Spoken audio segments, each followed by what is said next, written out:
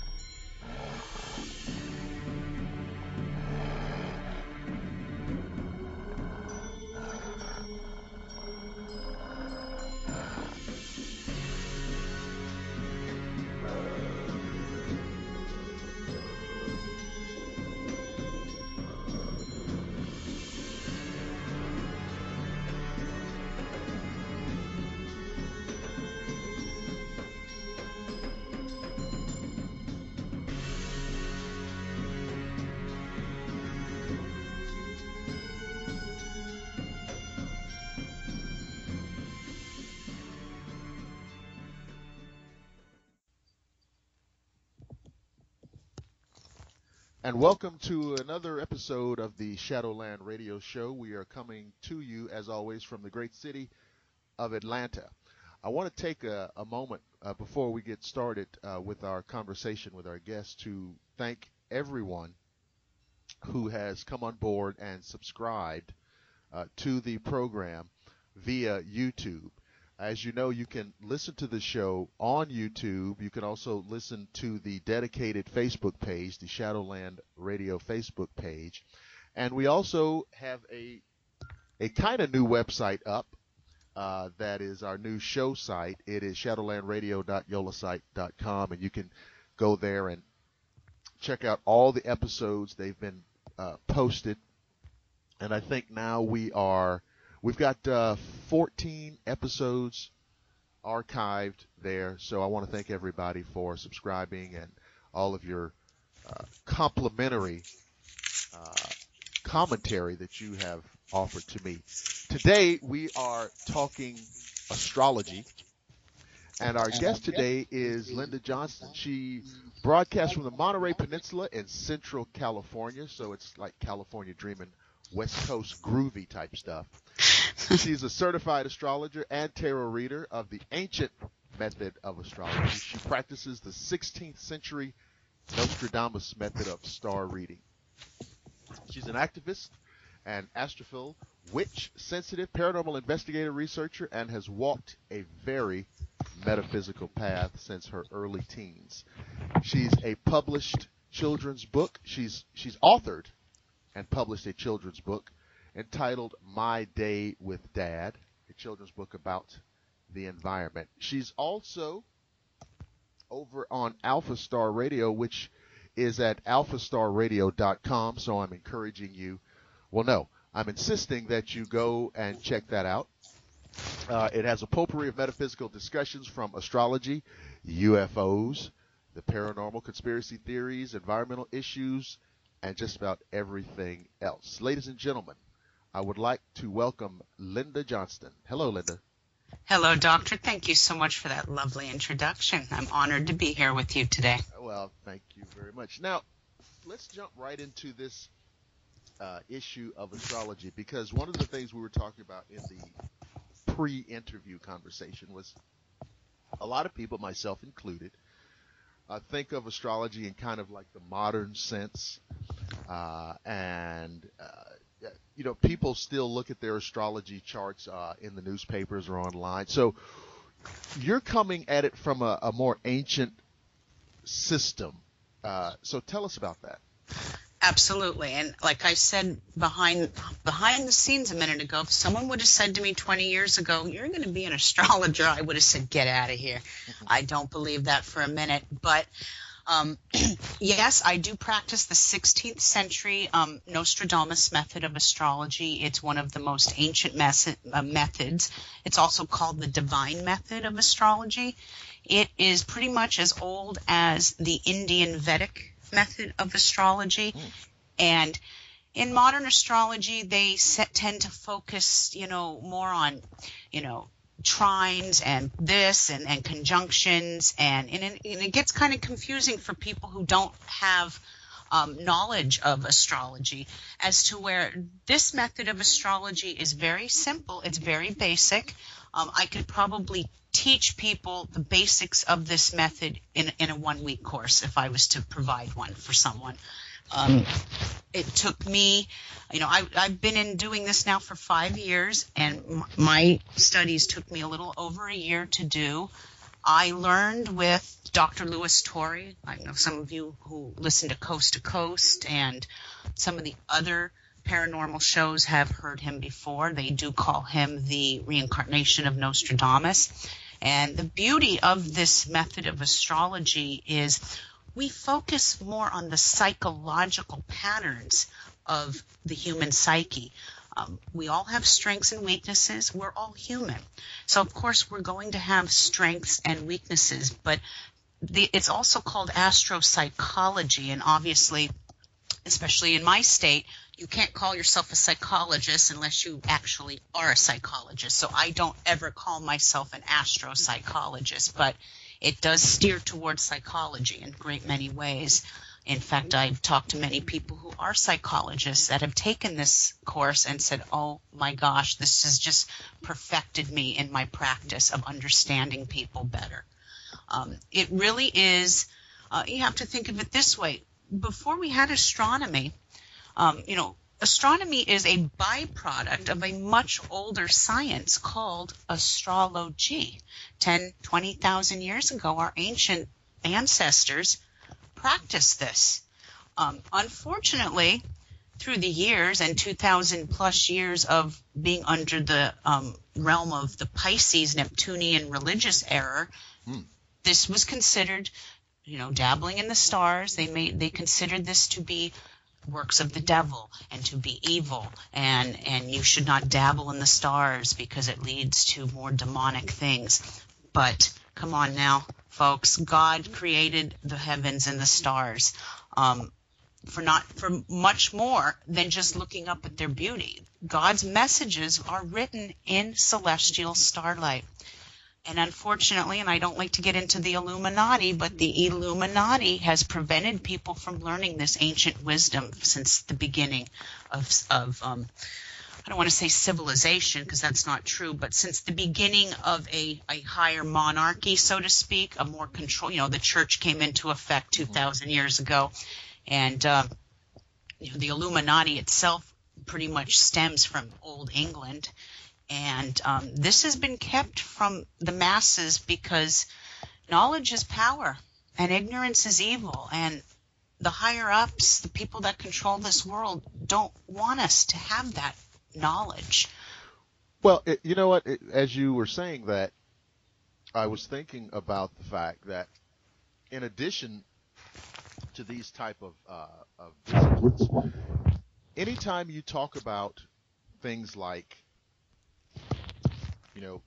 the concept of alien beings or UFOs, or the concept of the existence of spirits or ghosts, or any of these areas of so-called unexplained phenomena, there's always seemed to be a level of officialdom out there who just wants to tell you there's nothing there, there's nothing to see, don't worry about it. It's swamp gas. Okay? Right. Carry on. Exactly. And to me, it seems the more they insist there's nothing there, the more I'm sure that there is. I agree with you. Absolutely. Absolutely.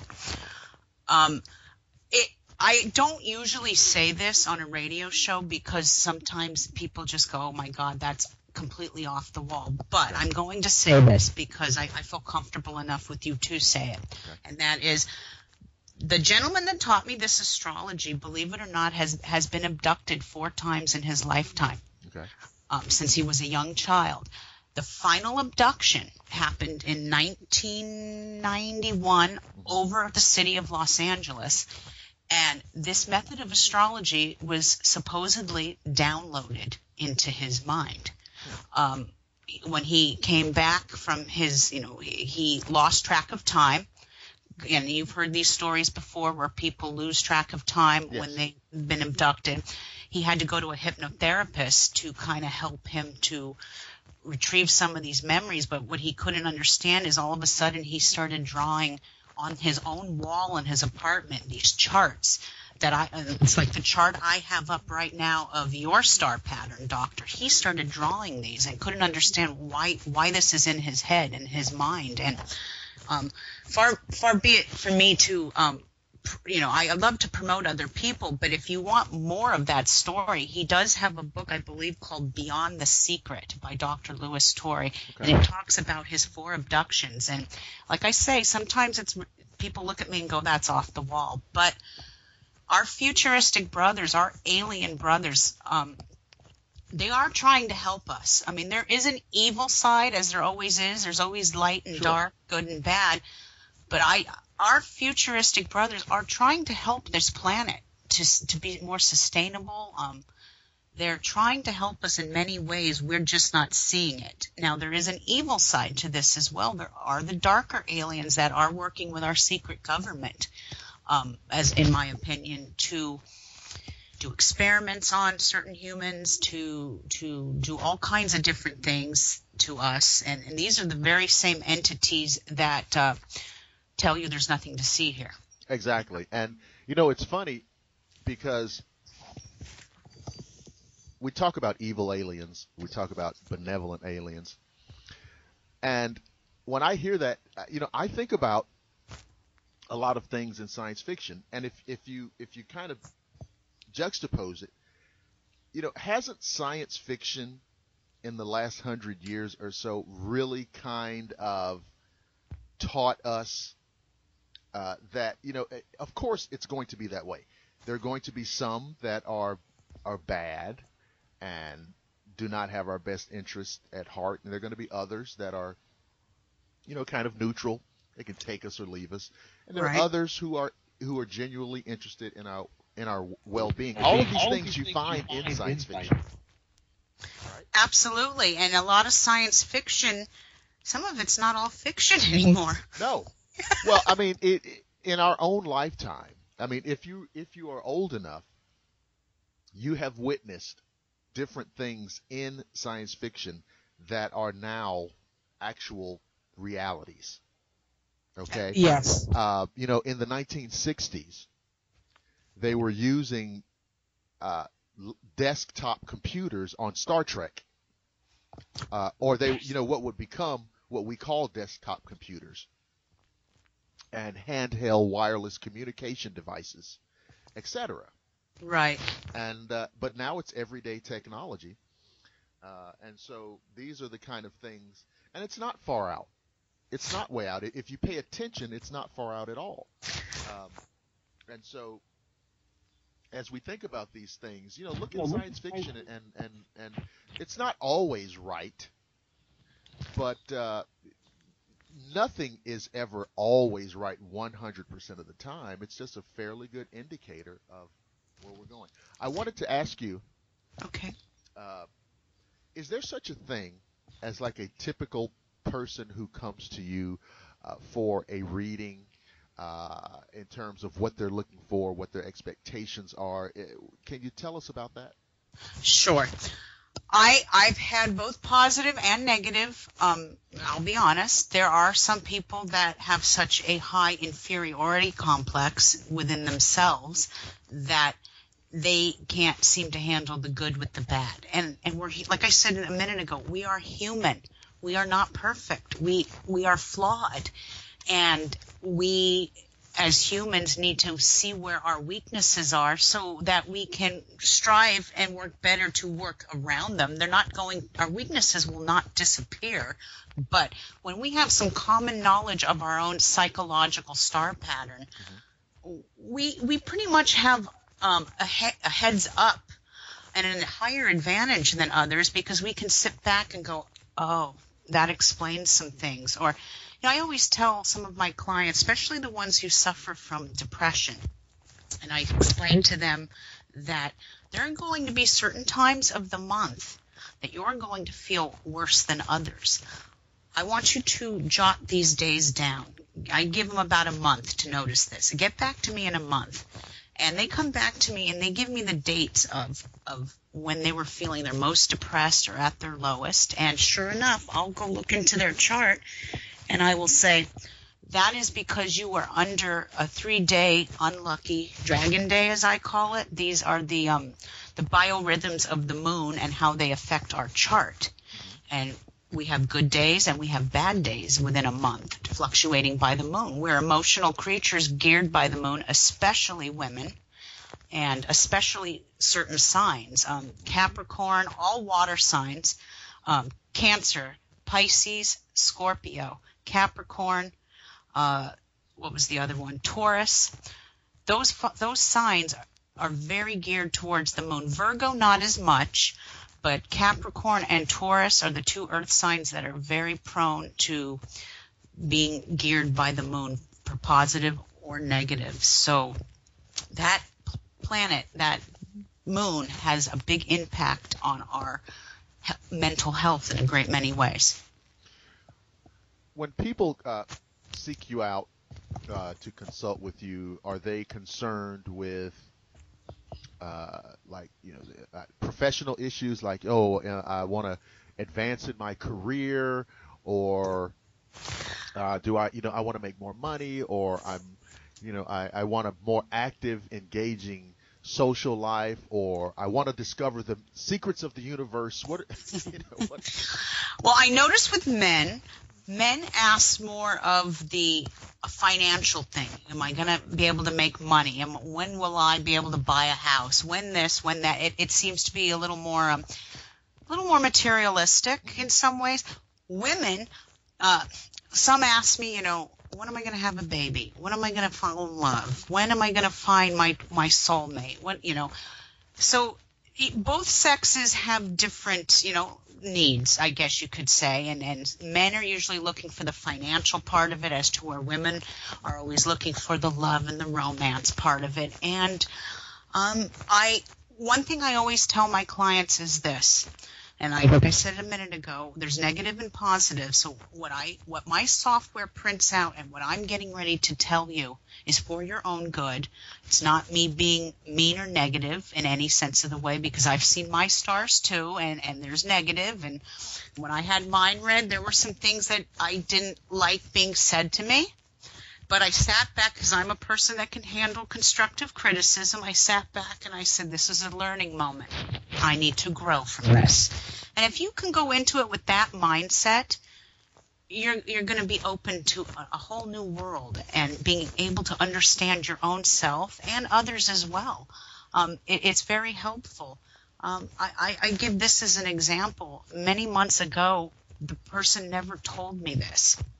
And I was looking at their chart and I was giving them a reading, and they happened to have the planet Saturn moving in their 6th house, which is health and service to the world. And I asked the person, I said, have you been diagnosed with cancer or some sort of a disease? And there was a moment of silence. I do a lot of my readings on Skype. Mm-hmm. And she said to me, I was just diagnosed with breast cancer about 2 months ago, and I'm actually going the holistic route.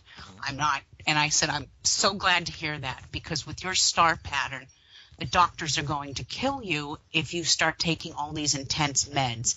She's still alive today. This was 3 years ago. She's in remission. She's happy, healthy, and she did it the holistic way, and she actually didn't even lose any of her breasts. So she made it through. She's one of the success stories with cancer.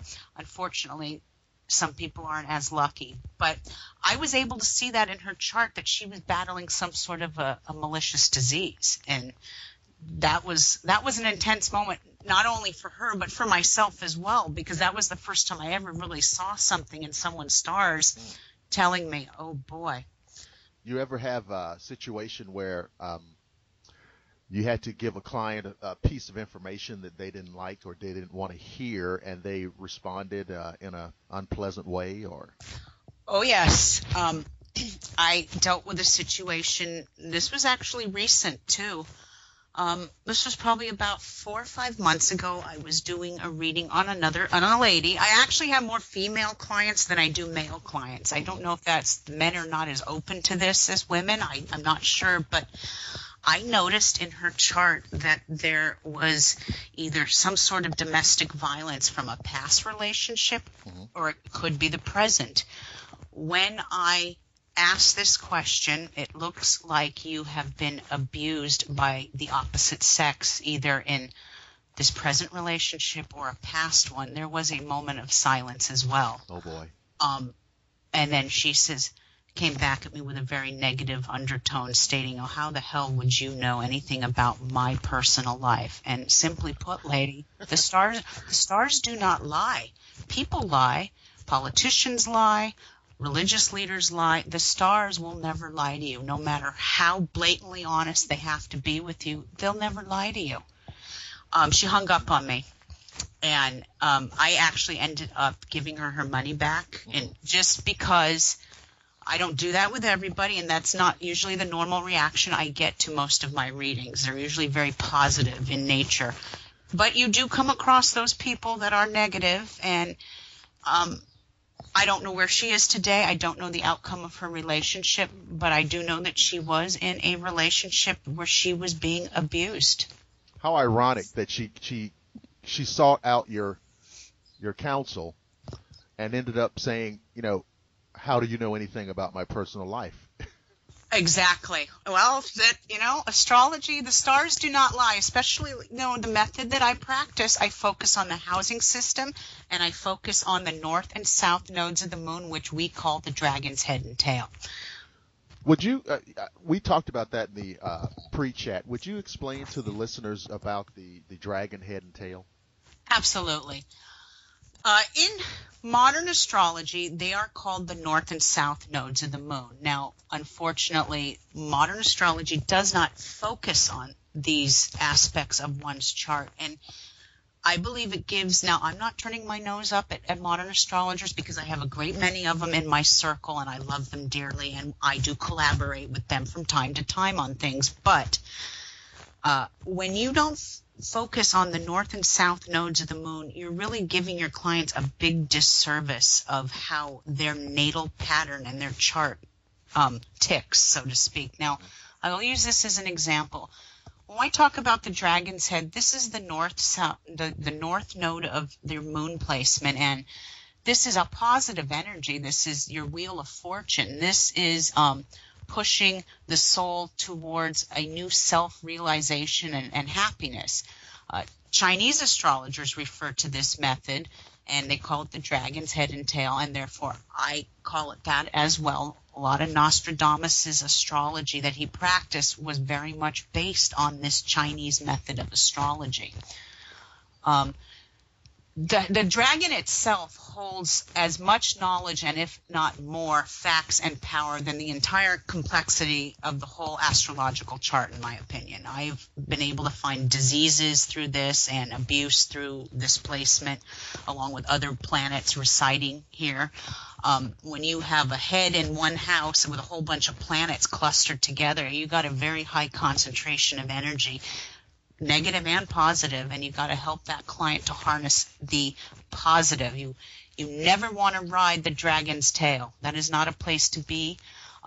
You always want to ride the head. And let me just explain the tail for just a minute to your listeners. The dragon's tail, this is the south node of the moon. This is actually negative energy. It's a form of karmic residue. And it drags the soul towards his past accomplishments. It drags us towards our weaknesses, our inner fears. But this also is our reincarnation, too. And so wherever you have a tail, your past life, it will tell you what you were in a past life. And your hidden also defines this. And unfortunately, a great many of us feel very, very comfortable reciting in their tail because it's familiar. We've done this before in another life. We're not aware of it. But we want to strive to ride the head and be more like the head. And when you do get a reading from me, I counsel you on this, and I tell you what those weaknesses can be so that you can grow and work and be better and really focus on the head, because when you're riding the head of your dragon, you have all windows of possibility are open to you, whether it's love, success, money, health, happiness. You have to know where these placements are and make it happen. In your bio, you use the word in reference to yourself as witch. And I would love for you to explain to the listeners, because we know that word, even in the 21st century, carries all kinds of connotations. Yes. So it does. Exactly. So why don't you break down for the listeners what it means for you and what it doesn't mean? Okay. Well, first of all, I come from a strong Italian heritage. My grandmother came from this country, and we used to call her Streganona. Streganona in Italian means grandma witch. Now, my grandmother was a devout Catholic, but my grandmother practiced some things that behind closed doors, people on the outside world would never understand, but she was practicing a method of witchcraft called the strega. This is the old Italian witchcraft that they practiced 16th century. Now, Italy was one part of the country that there still were witch burnings back in the medieval times, but not as prominent in Italy as they were in the United States and Germany and Ireland and England. This is because a lot of the Italian witches hid under the secret realm of the church and practiced their beliefs underground. Now, I call myself a witch because I walked a very natural path as a very young child. I got myself in a lot of trouble asking a lot of questions when I was growing up in the church to my priests, and they would get very annoyed with me. But you know what? As a child, I was wise beyond my years. I could see through the hypocrisy of certain things. And don't get me wrong, I am a believer in a higher power. And that is one reason I'm not a practicing Wiccan today. I was a Wiccan for a great many years, and I love my spiritual pagan path. But there were certain things that I didn't agree with within the realm of Wicca.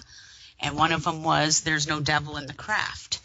That's a Wiccan mantra, there's no devil in the craft. Well, that's not true. Right. You can't have God without the devil.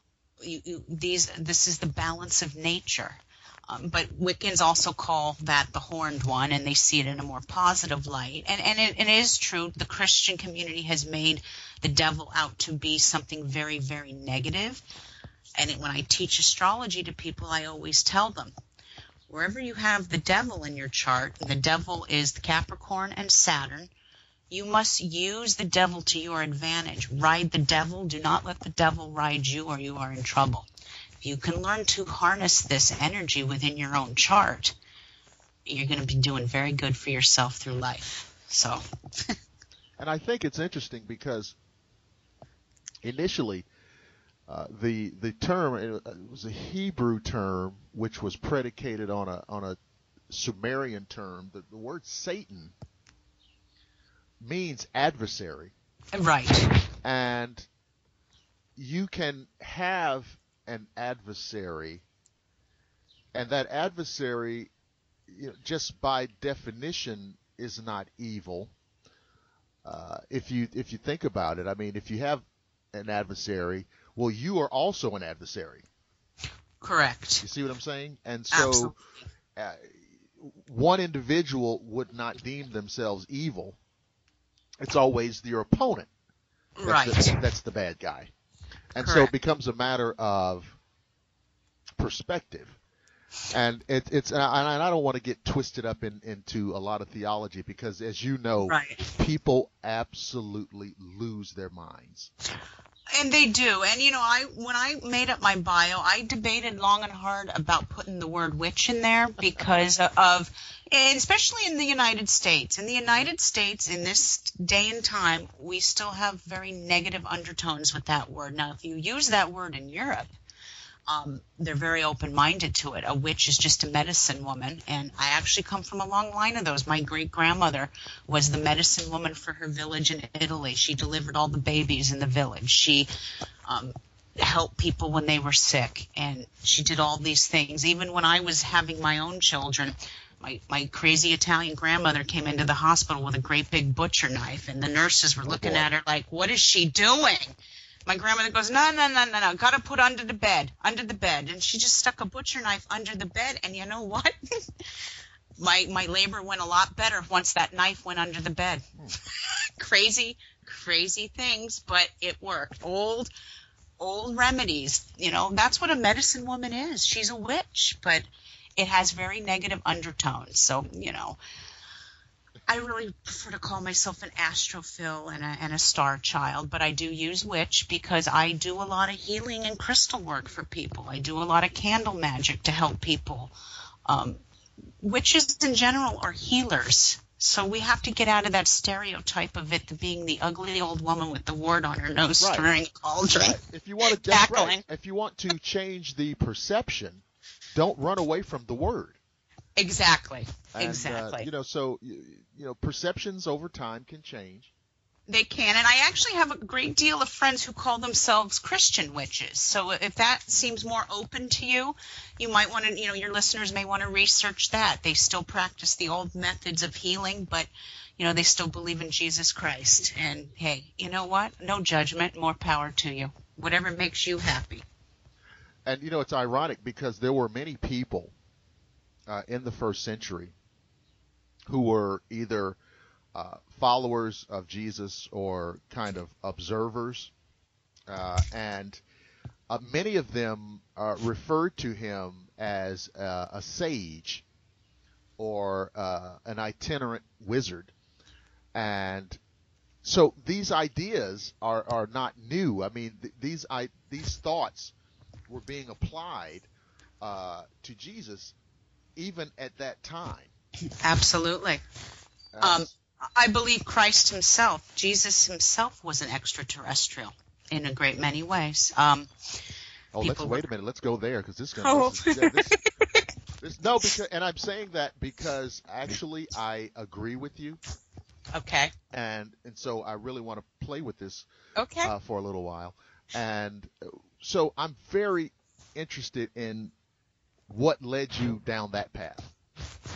Well, let's go very back to the beginning here when Christ was born in the manger. Okay, a lot of people I've dealt with, especially in the UFO field, some of them are very agnostic to this. And in the Bible itself, whether it's the Bible, the Torah, or the Quran, I'm going to say this on air, these are books that are written by man. These are not books written by God himself. These are either prophets that have written these. So a lot of people, especially our very diehard born-again Christians, they take every word in the Bible literally. Well, if you're going to take that literally, there's a few things then you need to do, like kill yourself because you've been divorced or you're an adulterer. There's a couple of things they choose to kind of ignore. They pick and choose what they want to focus on. Now, Jesus, when he was born, they talk about the three wise men. Those three wise men were astrologers. Those were not just wise men. Magi. They were the Magi. That's right. These were the Magi coming to bless the new king. Now, unfortunately, Jesus had a beautiful message. In fact, Jesus was not born in December like everyone thinks. No. I am convinced of this by not doing Jesus' star pattern, but Jesus was the humanitarian. He helped the sick. He helped the poor. He fed the hungry. That's an Aquarian quality. Come on. Well, not only that, we know we can almost, we can just about pinpoint when, I think it was in the 300s. I think it was in like 325 AD when they basically tried to correlate the celebration of Jesus' birthday with the Roman feast of Saturnalia. And so so we know that the December 25th date was created to correlate with that. So there's absolutely. Yeah, so I mean, it's going to upset. Now I don't know how many people in our audience is going to bother, but Jesus was not born on December 25th. Well, they had to coincide with, converting these pagans over to Christianity who love solstice. And I'm a celebrator of solstice myself. I do a big thing in my house. I usually have a Christmas party every solstice. Everybody come, drink, eat, and be merry. Isn't it interesting that, and I love the holiday season as well. I do too. Isn't it most of the iconography that we associate with Christmas actually is pagan in origin? Absolutely. In fact, I've always said, and I came to this conclusion one day sitting in Mass with my grandmother. I looked over at my grandma and I says, you know what? This whole Catholicism thing, all it is paganized Christianity. She goes, you're actually kind of right. She looked at me. You're right, she said. It is. They took from the pagans and introduced it into their own practices. It's very, very pagan. The Yule log, the holly, the candles, Easter eggs, all of these things. And it's okay. It's nothing wrong with that. Absolutely. But if you think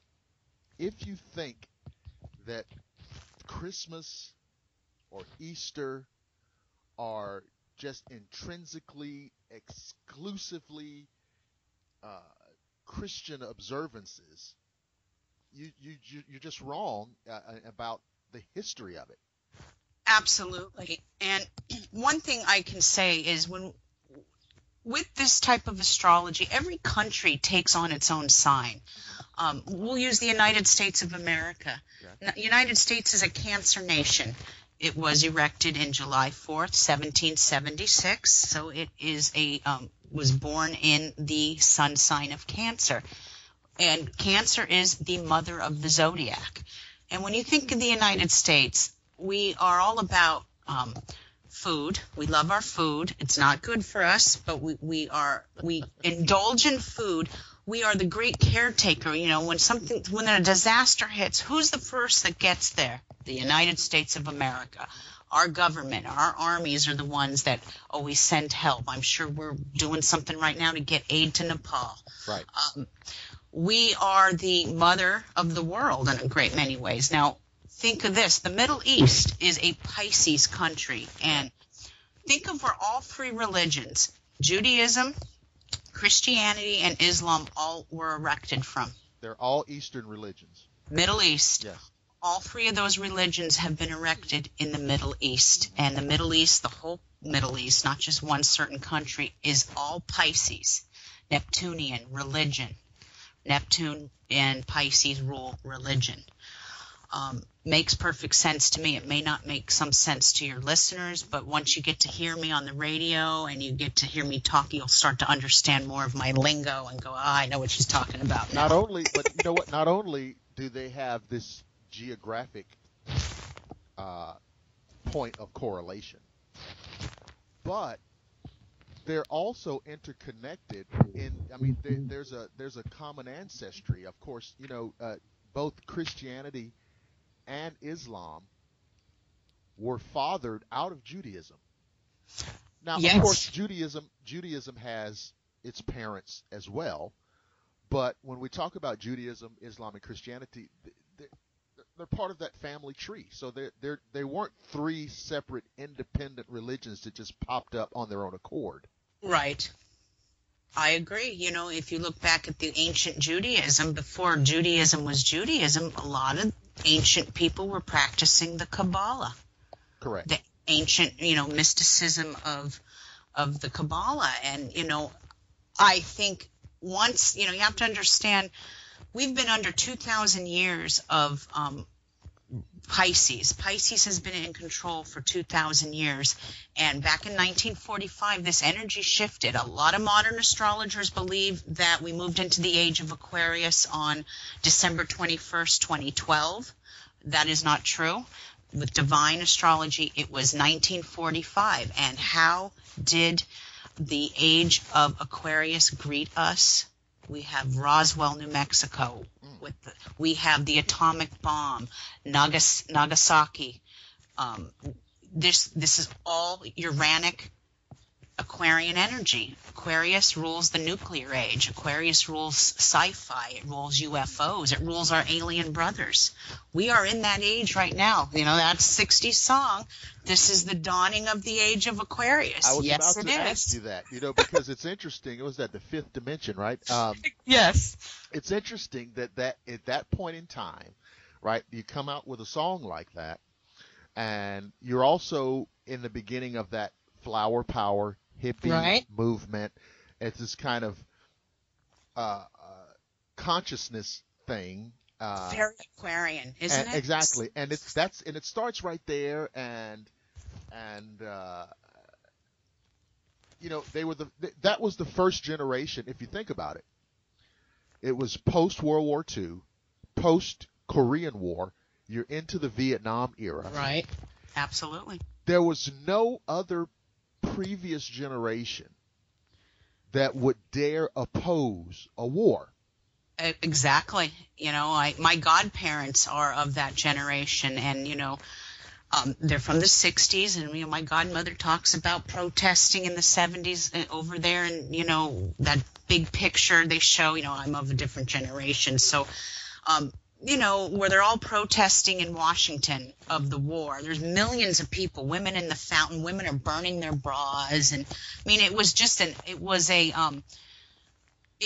was a breakthrough in a great many ways of freedom of speech, freedom of culture, freedom to be different.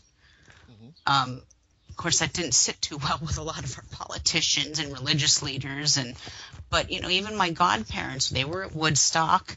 Right. You know, they were the pot smokers with the, you know, the VW bus, and even till this very day, when I go and visit them, I have to eat a cheeseburger behind my car because they're still vegetarians. Oh, my goodness. You know, and it's like, well, I'm sorry, I'm not a vegetarian, but I'm eating this cheeseburger. I'm just going to eat it over here so you don't yell at me. Right, exactly. But I mean, but it is and I don't think it's an accident that time period is looked upon as an iconic period of thought, of ideas, of music, of art, and of change.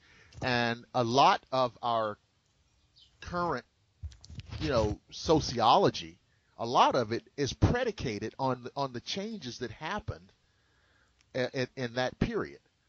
Absolutely. And you know, as a woman, if it wasn't for the women of that era, the Diane, I guess it's Diane Stein, I think her name was, you know, not that I'm a feminist in any sense of the way, but if it wasn't for the women of that era, the Joan Baez's, the Jane Fondas,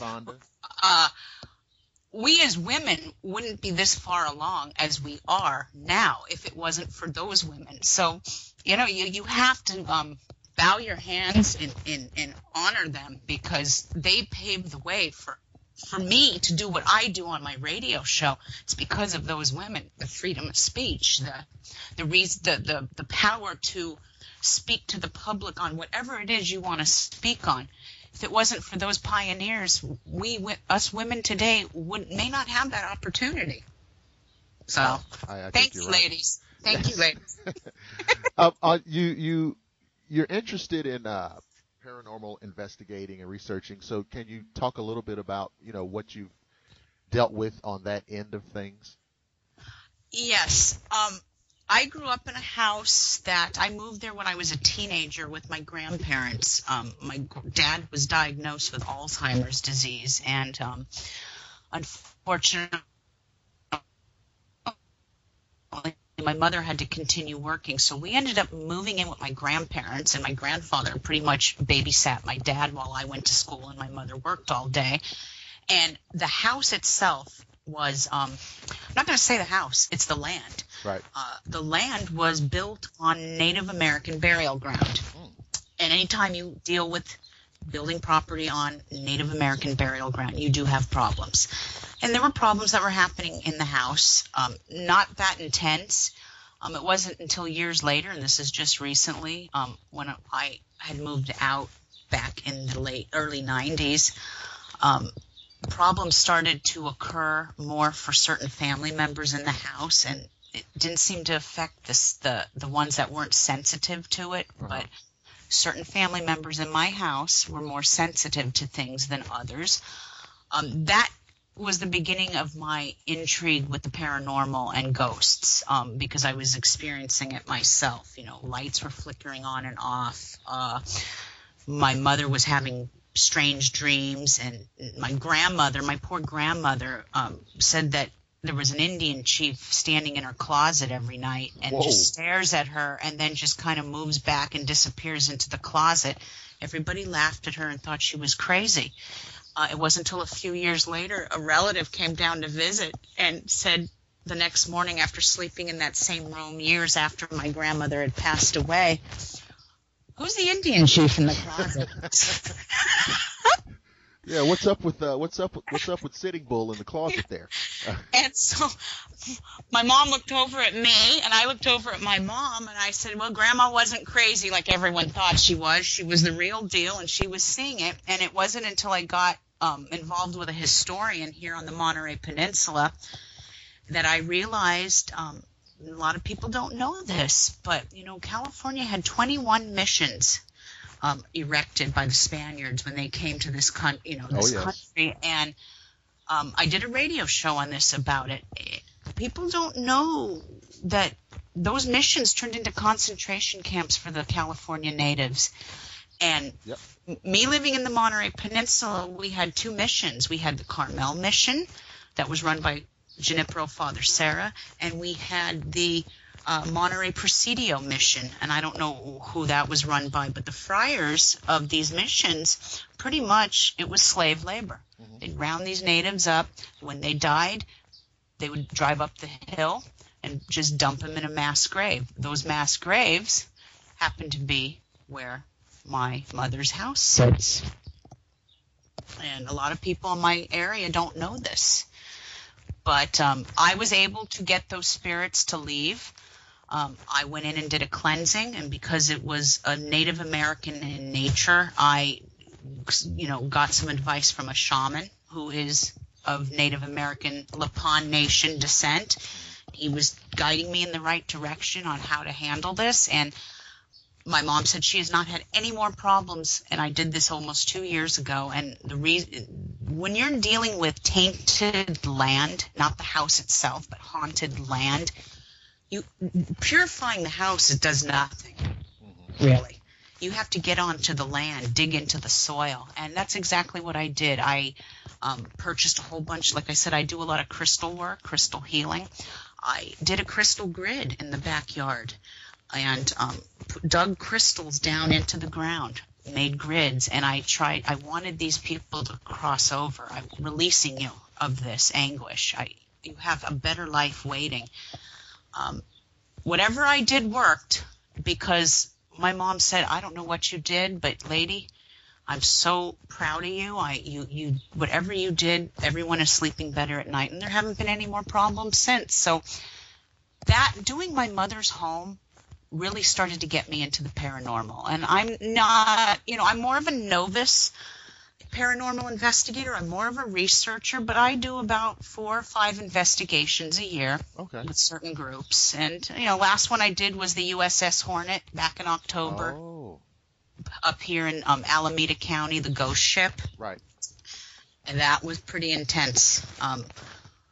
Sensitives like myself sometimes have a harder time going into homes than others. Spirits just seem to come to me. I don't see them per se, but I can feel them. And sometimes it hits you so hard that you almost feel like you're having a panic attack.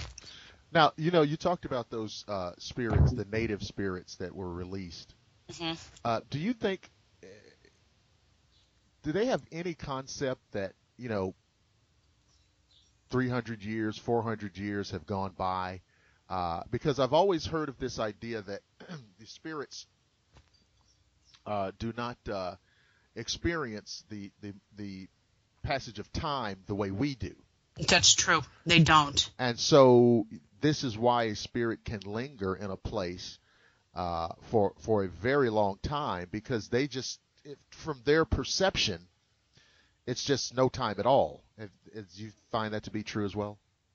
I agree. Spirits don't really have a concept of time. When they pass on and they stay in this world of haunting the house, they're kind of stuck in that time frame.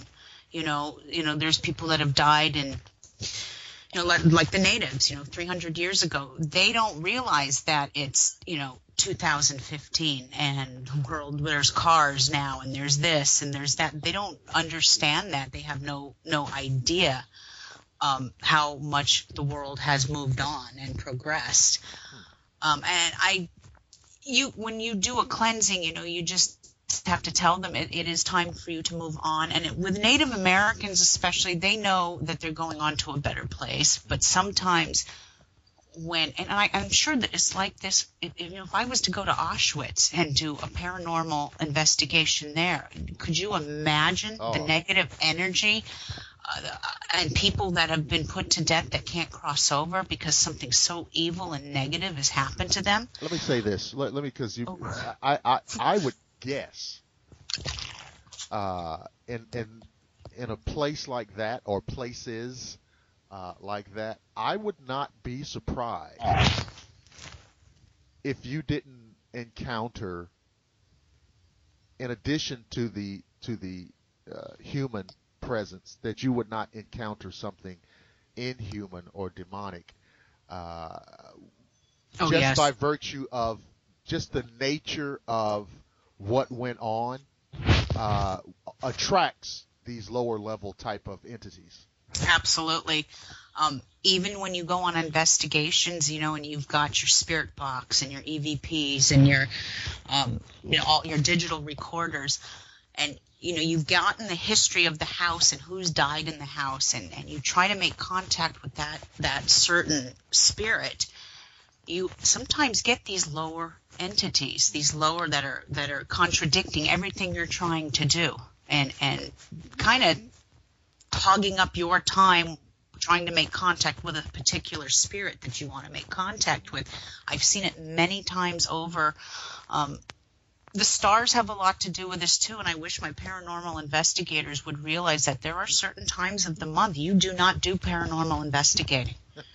You simply sit back and go, tonight is not the night to do this. And when I've said this to some of my friends and I've warned them, they've laughed and they've gone ahead and gone anyway. And I've sat back and said, no, I'm not going tonight. And sure enough, I'll use this as an example. He was the serial killer here in the Bay Area back in the 70s and 80s. I can't remember his name.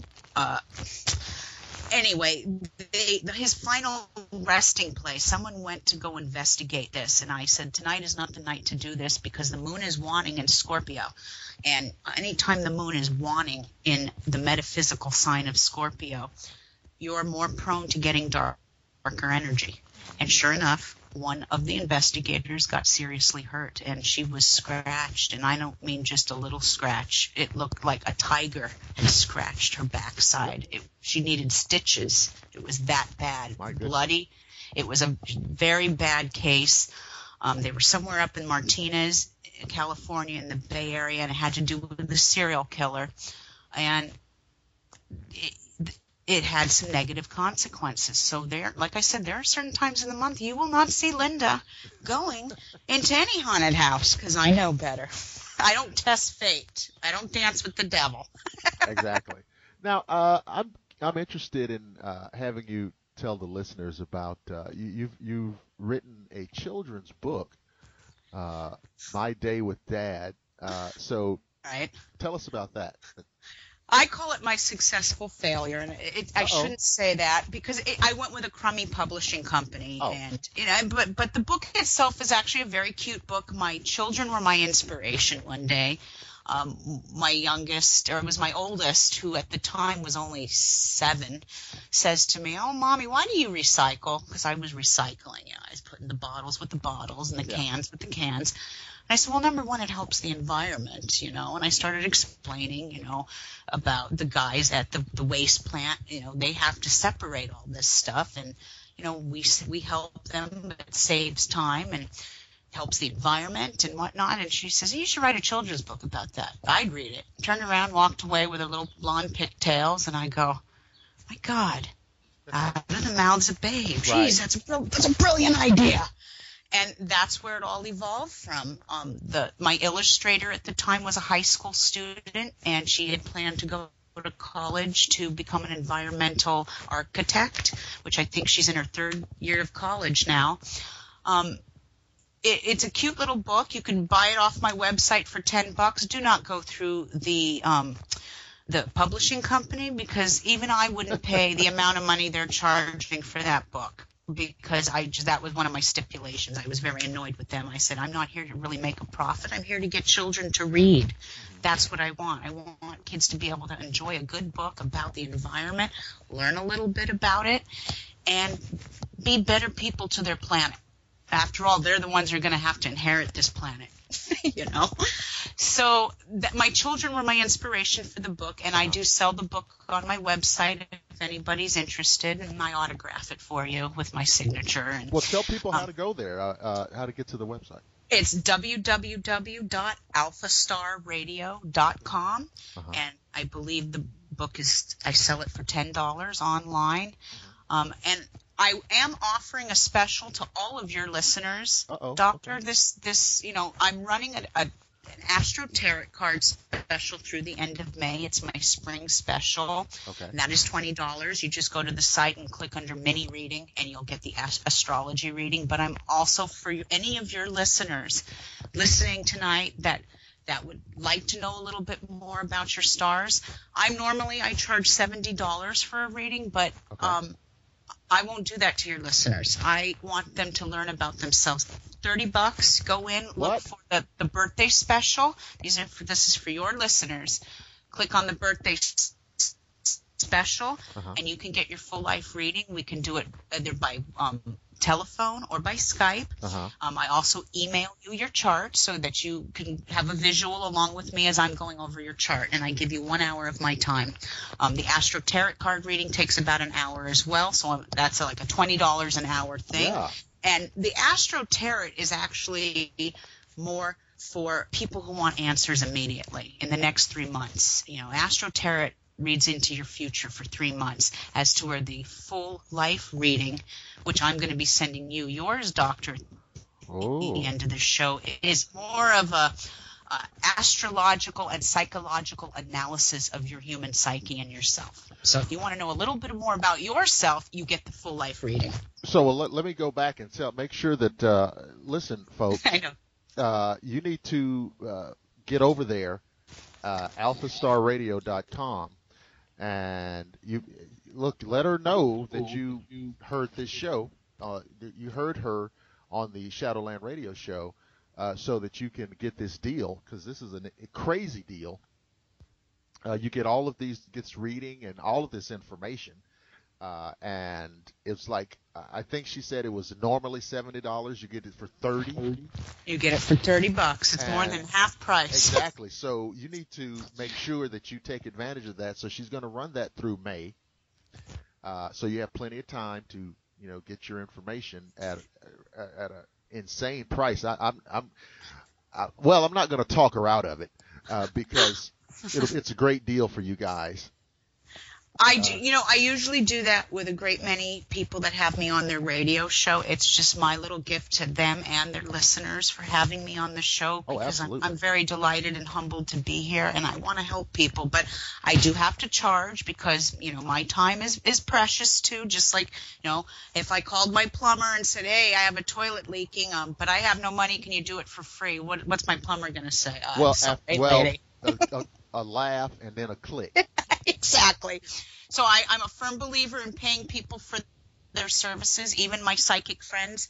I always say, hey, I'm going to send 20, $30 your way. Give me a reading on myself, because it's hard for me to read myself. It's better if someone from the other side reads me, So, is it on Alpha Star Radio is also where they can hear you do your program, right? Alpha Star, yes. In fact, I'm with DTM Wicked Radio, and you can hear my show, Alpha Star Radio, through that network. If you go to my Facebook page, Alpha Star Radio, that'll give you information on when I'm broadcasting. It also shows the specials I'm running. And I run a birthday special every month, so we're coming up on the month of May. Any Tauruses out there? You're also $30. If someone says, "Oh, darn it, I don't have $30 now, but my birthday's coming in June." There you go. Gemini, you will have a birthday special the month of June. So I always run specials. You use very rarely do people pay $70 unless they're, I do have one person that is a famous person. I can't say their name, but they are in the pop music industry. Oh. She has paid me very handsomely. She had the whole shebang done. Personal Dragon Days, her full life reading, her tarot, and a year or two later she came back at me and said, "Holy cow, lady." And she's in the entertainment industry. She's a beautiful very voluptuous African American woman. I'm not going to give any more hints than that. Great singer. I'm trying not to call her name out because for the purpose of discretion and the fact that she is a client of yours, I'm not going to blow that deal for you. Thanks. But absolutely. So here's what we're going to do. We're going to close out the show. And Linda, if you don't mind, I want you to hang on so that we can talk a little bit after we're off the air. The juicy stuff that you guys don't get to hear. But my guest today has been Linda Johnston, and she has given us just about everything we need to know about astrology. And she's a fantastic lady, and somehow I'm going to try to coax her into coming back on our show at a later time. I want to thank everyone for listening to the Shadowland Radio Show, and I want to promise you, no matter what, that I will see each and every one of you.